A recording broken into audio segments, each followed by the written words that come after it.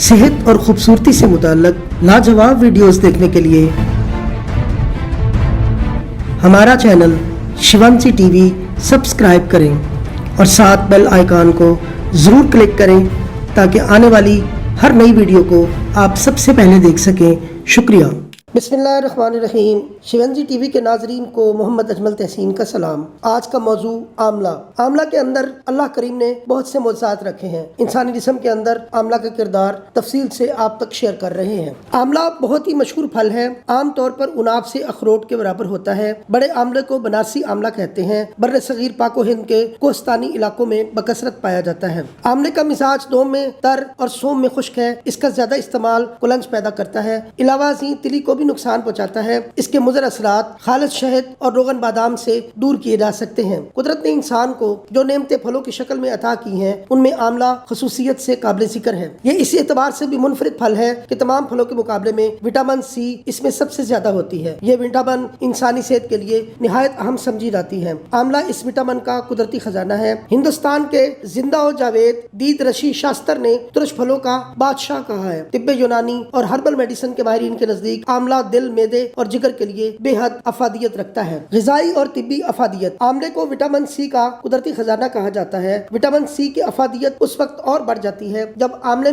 आमले में से रस निकालते हैं। 100 ग्राम आमले के रस में 2428 मिलीग्राम से लेकर 3470 मिलीग्राम विटामिन सी शामिल होती है। खुश्क आमले के 100 ग्राम पाउडर में विटामिन सी की मिकदार 1780 ता 2660 मिलीग्राम तक होती है। आमले को इस्तेमाल करने का बेहतरीन तरीका यह है कि इसे दीगर फलों की तरह खाया जाए और साथ में अस्पे जायका नमक भी शामिल किया जाए। इसे सब्जी के तौर पर भी इस्तेमाल किया जा सकता है। आमलों का मुरब्बा भी डालते हैं और इसका अचार भी बनाते हैं। आमला बहुत सी बीमारियों का मौसर इलाज है। हर्बल मेडिसिन, तिब्बे यूनानी और वैदिक तिब में इसे मुतअद्दिद तरीकों से इस्तेमाल किया जाता है। ताज़ा आमला कब्ज़ कुशा, पेशाब आवर और फर्क बख्श होता है। ताज़ा आमलों के रस को शहद में मिलाकर बहुत सी बीमारियों में इस्तेमाल किया जाता है। इसे निहार मुँह खाना पड़ता है। इसका मुतवातिर इस्तेमाल जिस्म को एक नई कुव्वत बख्शता है। जब ताज़ा फल मुयस्सर ना हो तो खुश्क आमले का पाउडर शहद के साथ इस्तेमाल किया जाए। सांस के अमराज के लिए आमले का इस्तेमाल सांस की बीमारियों में भी महफूज रखता है। खास तौर पर तब तक यानी टीबी, दमा और सांस की नालियों की सोजिश के लिए अक्सीर का दर्जा रखता है। आमले का इस्तेमाल फेफड़ों के लिए बहुत ही मुफीद समझा जाता है।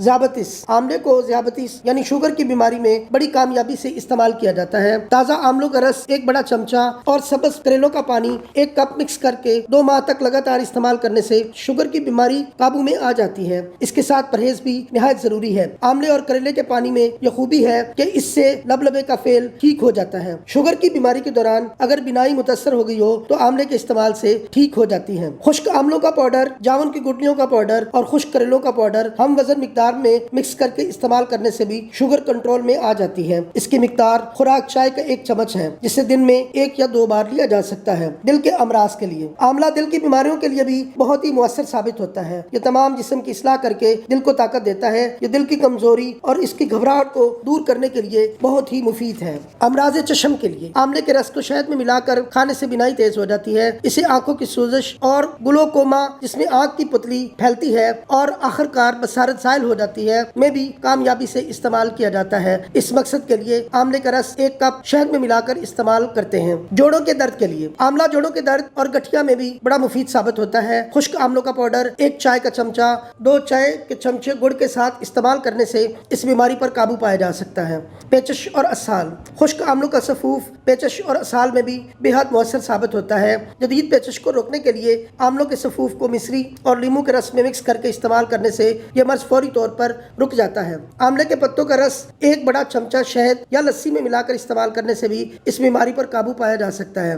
बुढ़ापे के तदारक के लिए आमले में कुदरत ने एक ऐसी खूबी भी रखी है कि यह आमले का मुतवातिर इस्तेमाल न सिर्फ बुढ़ापे को रोकता है बल्कि बदन को सेहतमंद और चाको चौबंद भी रखता है। यह इंसान को मुतअद्दिद बीमारियों से भी महफूज रखता है। यह दिल को ताकत देता है, जिस्म के मुख्तलिफ खदूदों को फाल बनाता है और बालों को बहुत सी बीमारियों से भी बचाता है। मसूड़ों से खून आना। आमले में चूंकि विटामिन सी की मिकदार बहुत ज्यादा होती है, इसलिए इसे सकरवी में भी कामयाबी के साथ इस्तेमाल किया जाता है। अगर मसूड़ों से खून आता हो तो खुश्क आमलों का पाउडर और मिश्री या शक्कर हम वजन मिक्स करके 1 चाय का चमचा या पाउडर दिन में 3 बार दूध के साथ इस्तेमाल करें। کریں۔ بالوں کے لیے ایک مؤثر ٹانک۔ آملے کو صدیوں سے بالوں کی افزائش اور انہیں کالا کرنے کے لیے استعمال کیا جاتا ہے۔ تازہ آملوں کو چھوٹے چھوٹے ٹکڑوں میں کاٹ کر انہیں سائے میں خشک کر لیں۔ ان ٹکڑوں کو ناریل کے تیل میں اتنی دیر تک ابالیں کہ اس میں بالکل حل ہو جائیں۔ ٹھنڈا ہونے پر چھان لیں۔ یہ سیاہی مائل تیل بالوں کو سفید ہونے سے روکتا ہے۔ بالوں کو گرنے سے روکنے میں اور چمکدار بنانے میں خشک آملوں کو رات بھر پانی میں بھگوئے رکھیں۔ صبح غسل کریں تو اس پانی کو اس وقت تک استعمال کریں